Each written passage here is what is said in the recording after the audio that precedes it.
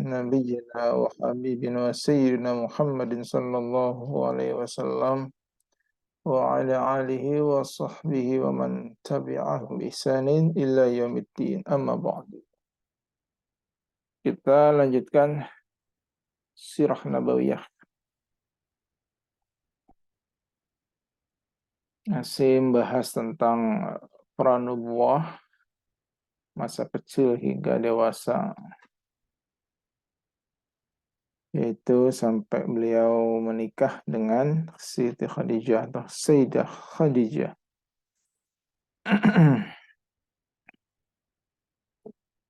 Kita masuk di bab yang ke-8, ya, tentang pembahasan Rasulullah Shallallahu Alaihi Wasallam menikah dengan Khadijah.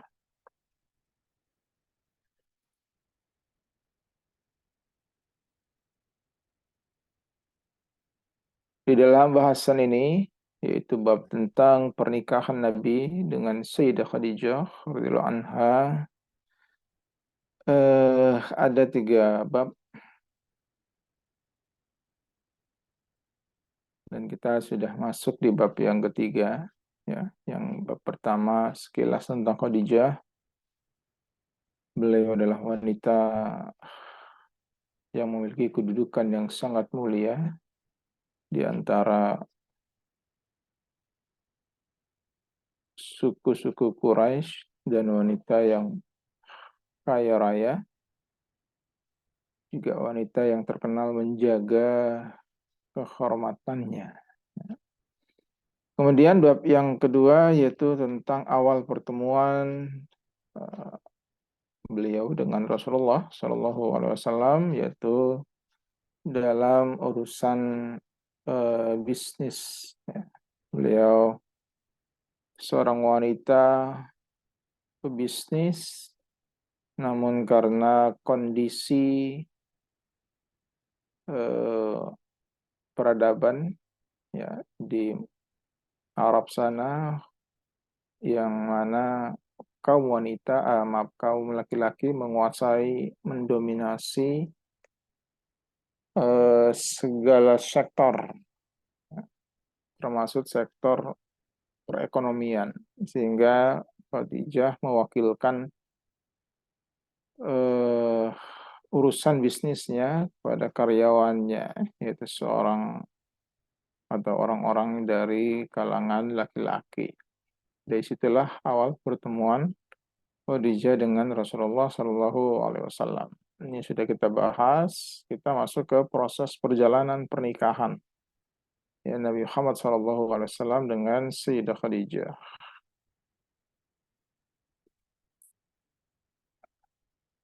Singkat cerita, ini, ya, setelah beliau pulang dari mana, negeri Syam, ya, membawa dagangannya Khadijah berhasil dengan sukses, maka disitulah, ya, Sayyidah Khadijah mendapatkan informasi tentang Rasulullah Shallallahu Alaihi Wasallam, ya, dari tangan kanan beliau, dan beliau memiliki ketertarikan dengan Rasulullah. Saat itu masih seorang pemuda, belum menjadi Rasul, dan singkat cerita, baik Nabi Muhammad SAW maupun Sayyidah Khadijah kemudian berdiskusi dengan keluarga besar masing-masing untuk menindaklanjuti apa yang disampaikan oleh Nafisah tersebut. Oh ya, Nafisah ini sahabat karibnya Khadijah, dan kebetulan masih sepupuan dengan Rasulullah SAW, masih ada hubungan kerabat. Ya, Sayyidah Khadijah mengungkapkan keinginannya, ya, menikah dengan Muhammad, ya. Maka Nafisah menjadi juru bicara atau mak comblang, ya. Jadi dengan strategi Nafisah mengenalkan Sayyidah Khadijah kepada Muhammad, tapi Sayyidah Khadijahnya tidak hadir di sana ya. Tapi Nafisah menceritakan tentang kondisi atau keberadaannya Khadijah kepada Muhammad. Ya, singkat ceritanya, Nafisa itu menceritakan bahwa ada apa namanya, menawarkan kepada Muhammad seorang wanita yang baik, wanita yang suci, wanita yang mulia dan lain sebagainya lah. Kemudian menunggu tanggapan dari Muhammad. Nah, singkat cerita, Nabi Muhammad pun memiliki rasa ketertarikan. Maka kemudian keduanya berdiskusi dengan keluarga. Nah, ini juga tradisi di Arab sana ya sama dengan tradisi yang ada di kita ya. Ketika akan melangsungkan suatu pernikahan, maka kedua belah pihak ini biasa mengadakan diskusi dengan keluarga ini ya, supaya sering selalu dibiasakan ya. Di keluarga kita, anak turun kita, anak cucu kita juga seperti itu supaya terjadi komunikasi yang baik ya, karena di dalam keluarga itu nanti ada eh, apa namanya, unsur-unsur kerjasama, unsur-unsur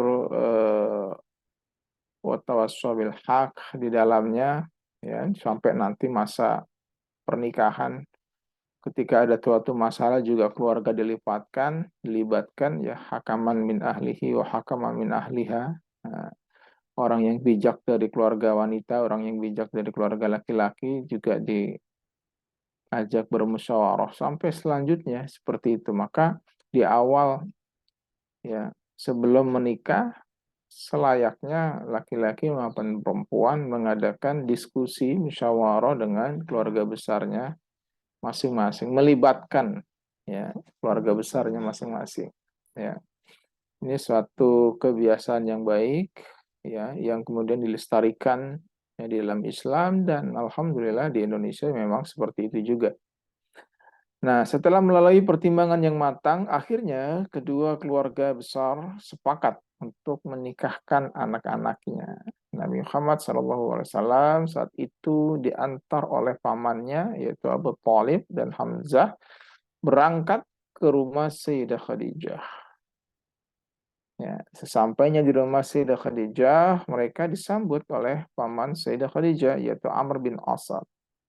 Ya, Abu Thalib saat itu yang ditunjuk sebagai juru bicara Nabi Muhammad SAW langsung ya menyampaikan khutbah tentang maksud dan tujuan kedatangan mereka ke kediaman Sayyidah Khadijah.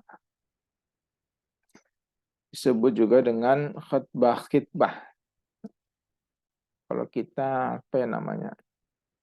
Ya, kata-kata sambutan itu ya. Jadi tamu ketika datang ya ke dalam suatu komunitas keluarga, yaitu sebagai sopan santunnya, maka hendaknya menyampaikan maksud dan tujuan. Nah, seperti itu. Jadi sama dengan di kita juga begitu ya. Ketika seorang laki-laki akan melamar wanita, maka dari pihak laki-laki, ya perwakilan dari pihak laki-laki itu memberikan sambutan sekali apa namanya, eh, memperkenalkan, biasa gitu ya kalau di kita, dan menyampaikan maksud dan tujuan. Nah, di sini Abu Talib ya mewakili keluarga besar Rasulullah SAW memberikan sambutan. Kata beliau, Alhamdulillahilladzi ju'alna min zira'i Ibrahim. Segala puji bagi Allah yang menjadikan kita sebagai keturunan Nabi Ismail, Nabi Ibrahim. Nah, menjadikan kita keturunan Nabi Ibrahim wa zuriyati Ismail, dan zuriatnya atau keturunannya Ismail ya. Zuriat Ibrahim itu ya keluarga besarnya Ibrahim, keturunannya Ibrahim ya. Kalau zuriat itu lebih ke spesifik lagi ya, dari turunan-turunan Ibrahim, maka dari Ismail lah ya, keluarga besar Nabi Muhammad Shallallahu Alaihi Wasallam. Wadhi'i, ya, Ma'ad, dan juga sebagai anak cucunya Ma'ad. Wa unsuri Mudhar, dan sebagai keturunan Mudhar. Jadi Abu Thalib itu ingin memberikan apa namanya sambutan. Alhamdulillah kita semua yang hadir di sini ya masih keturunan yang sama kira-kira gitu. Kalau kita sekarang mungkin alhamdulillah kita di sini adalah eh, bangsa Indonesia, masih sama-sama orang Jawa umpamanya, masih sama-sama keturunan yang A, B atau C, masih sama-sama pahlawan Indonesia dan sebagainya. Jadi cara masuknya seperti itu ya supaya terlihat lebih akrab ya, disamakan nasabnya di sini. Waj'alna waj'alna khutnata baitihi, dan juga Allah menjadikan kita sebagai penjaga Baitullah, wasawasi haramihi, dan sebagai pengawal tanah haram. Ya, suwasi ini apa namanya? Kalau ayam itu dikerem, ya sebagai peramutnya tanah haram. Ya, Baitullah maksudnya ya. Waj'alhu lana baitan mahjujan, dan juga eh, Allah menjadikan kita, memberikan kita ya rumah yang dijadikan tempat haji, tempat ibadah haji. Waharaman aminan, dan waharaman, dan keharaman yang maksudnya tanah yang haram, tanah yang suci, aminan lagi aman. Wa ja'alna hakaman nas, dan Allah juga menjadikan kita hakimnya manusia, ya, hakim bagi manusia. Ini mukaddimahnya begitu ya.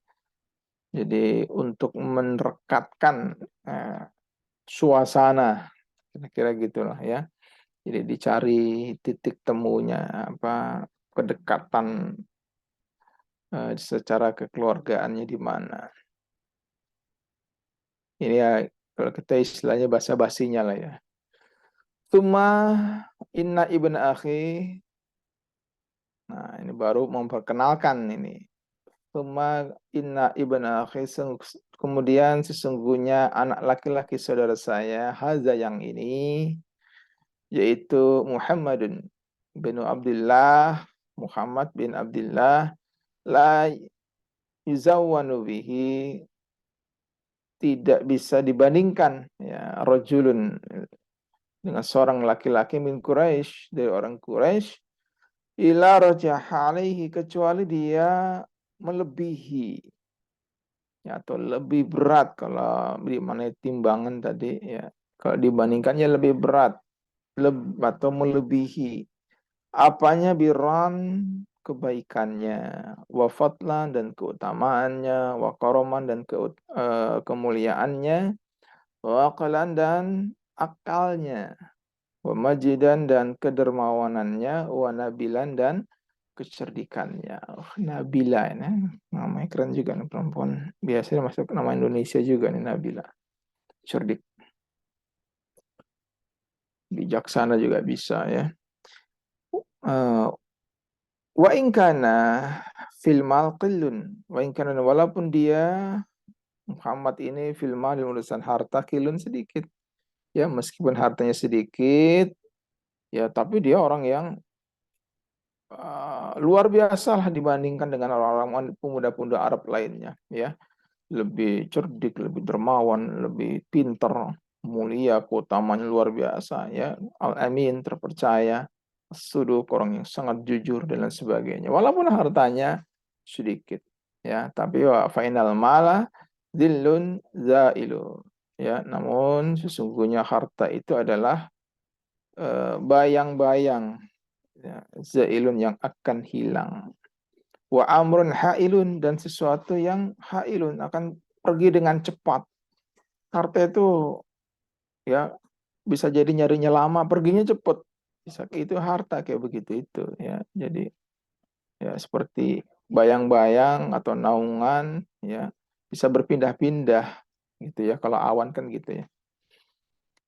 Juga wa'ariyatun mustarji'atun. Harta itu juga merupakan pinjaman mustarji'atun yang akan dikembalikan ya, dipinjamkan oleh Allah kapan Allah pengen ya tinggal diambil ya, dibalikin itu harta. Itulah harta. Ya, namun demikian wa dan dia Muhammad wallahu demi Allah ba'da hadza setelah itu semua ya setelah mukadimah tadi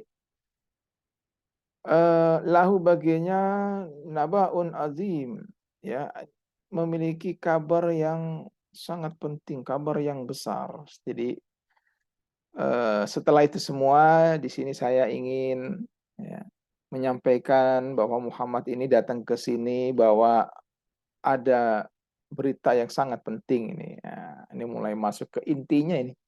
Wahidrun jadilun ya dan juga dia memiliki keinginan yang mulia. Apa itu?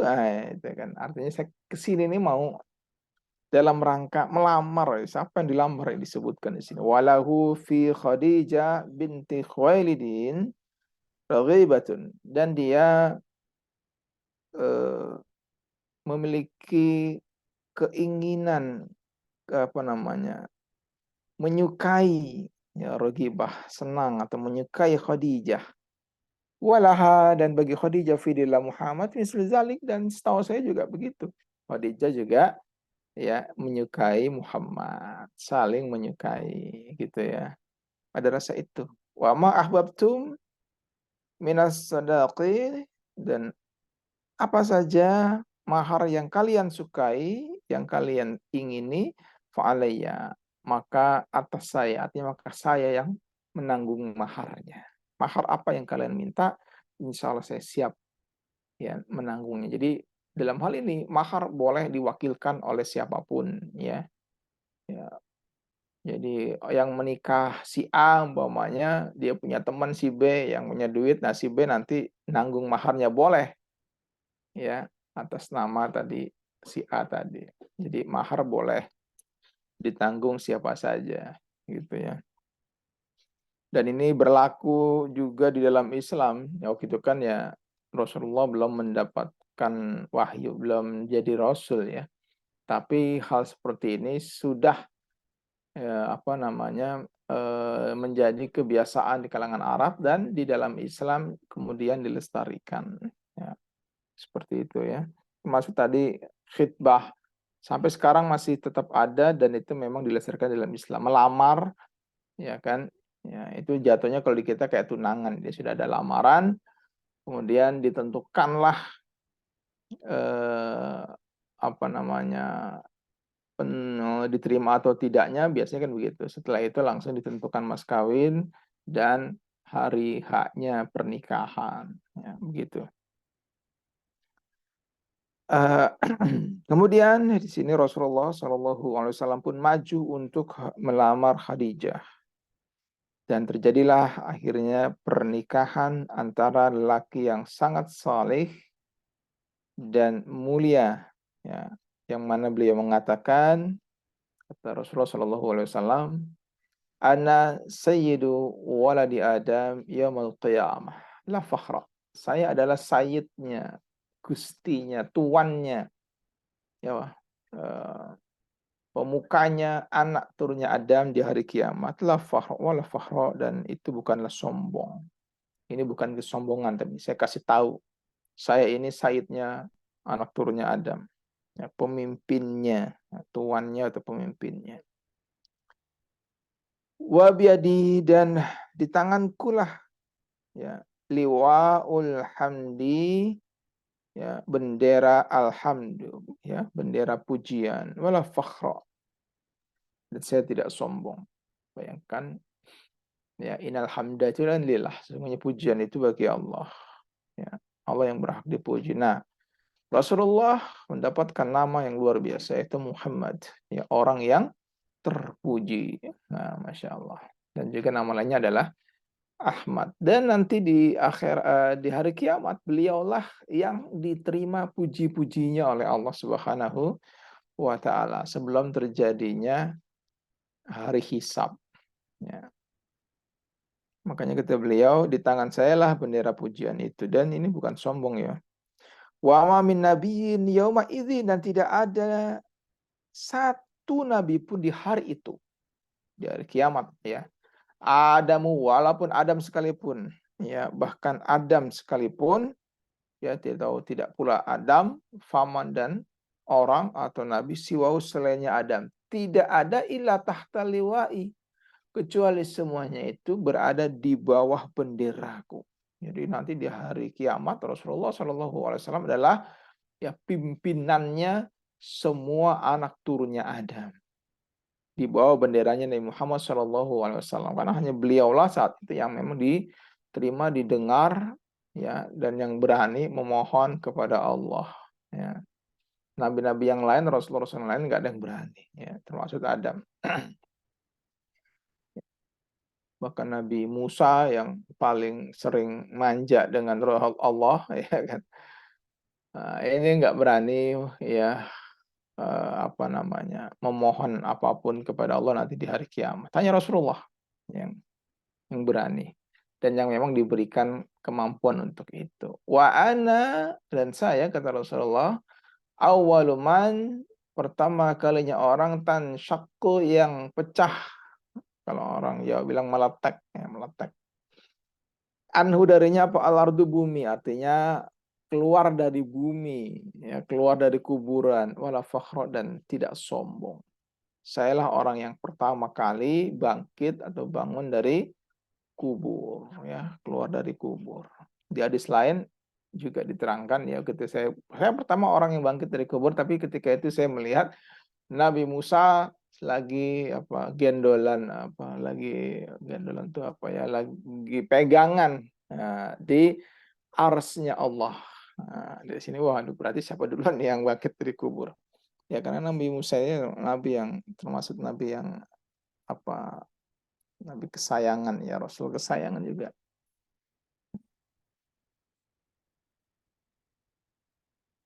Jadi singkat cerita terjadilah pernikahan itu. Jadi nggak pakai lama. Kalau kita kadang-kadang udah tuker cincin duluan, ya kan, nikahnya masih sebulan depan, kadang masih tahun depan, ya, sudah mengikat duluan. Ya. Jadi alangkah baiknya ya antara lamaran dengan pernikahannya tidak berlama-lama. Kalau Rasulullah ini bisa langsung, ya. Dan mas kawin boleh ngutang gitu kan, ya. Jadi umpamanya mintanya apa, mintanya onta, 100 ekor onta, ya otomatis kan nggak bawa 100 ekor onta, ya pokoknya ditanggung, saya yang tanggung, oke, nikahnya di situ, langsung nikah, mas kawinnya apa, ngutang 100 ekor unta, dibayar tanggal berapa atau bulan apa. Nah, seperti itu ya, dan itu sah hukumnya. Nah, di sini Rasulullah Shallallahu Alaihi Wasallam menikah dengan seorang wanita yang afifah, yang menjaga kehormatan, yang suci, mulia, cerdas. Jadi semua sifat baik ini berkumpul pada Khadijah. Ya, termasuk juga berbagai macam keindahan, kecantikan wajah, ya, kecantikan akal, akhlak yang mulia, serta harta yang banyak. Pokoknya luar biasa lah di saat itu. Khadijah itu top, ya, kita wanita paling top. Ya, sudah matang dari segala hal dia. Ya. Di saat itu ya umur Nabi Shallallahu Alaihi Wasallam ketika menikah dengan Khadijah adalah 25 tahun. Sedangkan umur Khadijah saat menikah dengan Rasulullah Shallallahu Alaihi Wasallam ini diperselisihkan oleh para ulama, ya, dengan dua pendapat. Ya, pendapat yang pertama, sebagaimana yang diriwayatkan oleh Ibnu Sa'ad dalam tabaqatnya melalui jalan Al-Waqidi, itu Muhammad bin Umar, bahwa umur Khadijah adalah 40 tahun. Ya, silakan lihat dalam kitab At-Tabaqat Kubra. Ya, umur 40 tahun. Tapi ya di sini masalahnya, ya, periwayatan Al-Waqidi di sisi para ahli hadis tidak diterima, ya karena statusnya matruk ya, matruk itu ditolak, ditinggalkan alias tidak diterima ya periwayatannya dalam hal ini. Itu pendapat yang pertama. Pendapat yang kedua, ya, Ibnu Ishaq ini menyebutkan bahwasannya umur Khadijah ketika menikah dengan Nabi Shallallahu Alaihi Wasallam adalah 28 tahun. Dan inilah justru yang masyhur ya di masyarakat karena kitab sirah yang banyak tersebar di masyarakat adalah kitab sirah Ibnu Hisham yang merupakan ringkasan dari kitab sirah Ibnu Ishaq ya yang di dalamnya diriwayatkanlah pendapat bahwa apa namanya Khadijah pada waktu itu berumur 28 tahun ya di kitab tersebut. Namun ya kedua pendapat di atas ini tidak disokong dengan dalil yang kuat. Ya, pendapat pertama di dalam sanadnya ada perawi tadi yang matruk yang ditinggalkan yaitu Al-Waqidi, sedangkan yang kedua pendapat yang kedua yaitu pendapat Ibnu Ishaq tidak ada sanadnya. Ya, jadi hanya pendapat kemudian ya dikeluarkan di dalam kitab beliau. Nah, maka intinya ya oleh karena itu usia Khadijah menikah dengan Nabi Shallallahu Alaihi Wasallam bisa jadi berusia 40 tahun atau bisa jadi usia 28 tahun. Manakah yang paling mendekati dari kebenaran? Ya, ini perlu dibahas secara saintifik. Lagi ngetren ya. Perlu dibahas dengan rujukan-rujukan. Insya Allah nanti kita bahas di pertemuan yang akan datang. Ya, 40 apa 28? Ya, insya Allah sampai sini dulu. Selanjutnya saya tanya jawab kalau ada dipersilahkan.